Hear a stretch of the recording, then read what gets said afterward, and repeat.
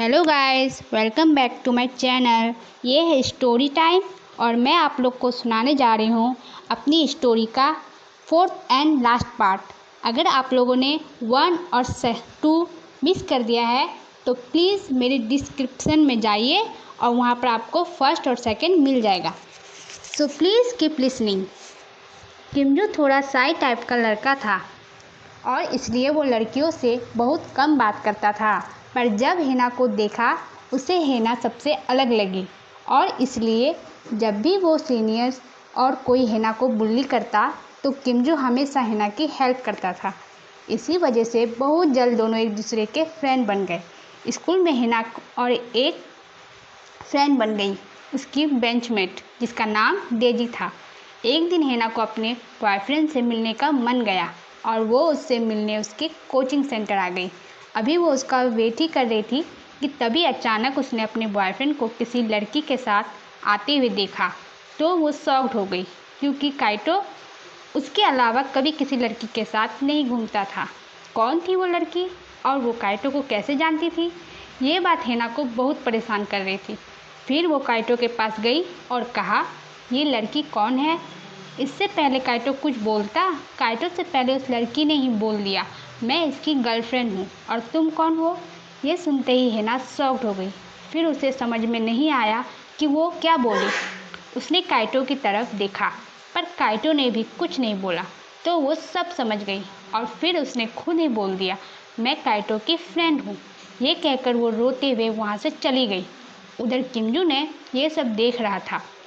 उसे भी बहुत गुस्सा आया काइटो पर वो भी कुछ नहीं बोला।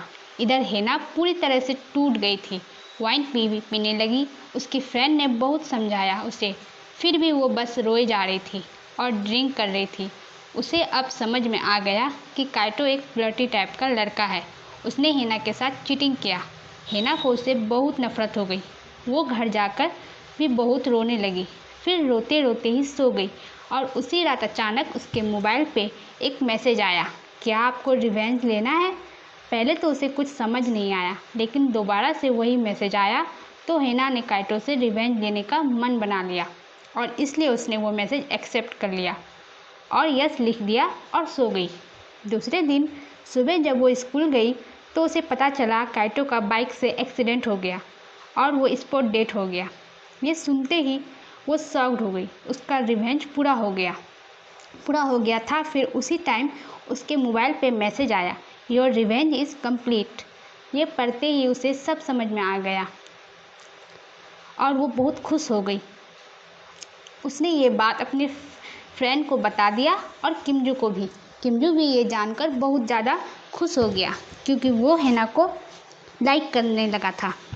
पर काइटो की वजह से वो हेना को कभी अपनी फीलिंग बोल नहीं पा रहा था। पर अब उसने डिसाइड किया कि वो हेना को सब बोल देगा। इसलिए उसने हेना से स्कूल के कैंपस में बोल दिया, हेना आई लाइक यू। ये सुनकर हेना भी बहुत खुश हुई, क्योंकि वो भी किमजू को लाइक करने लगी थी। इसलिए उसने उसके प्रपोजल को एक्सेप्ट कर लिया और फिर दोनों उस दिन के बाद से एक हैप्पी कपल बन गए और खुश रहने लगे। Happy ending. तो कैसी लगी आप लोग को मेरी स्टोरी? अगर अच्छी लगी हो तो प्लीज़ मेरे चैनल को सब्सक्राइब करना मत भूलिएगा और मेरे वीडियो को लाइक ज़रूर करिएगा और कमेंट सेक्शन में ज़रूर लिखिएगा। Thank you.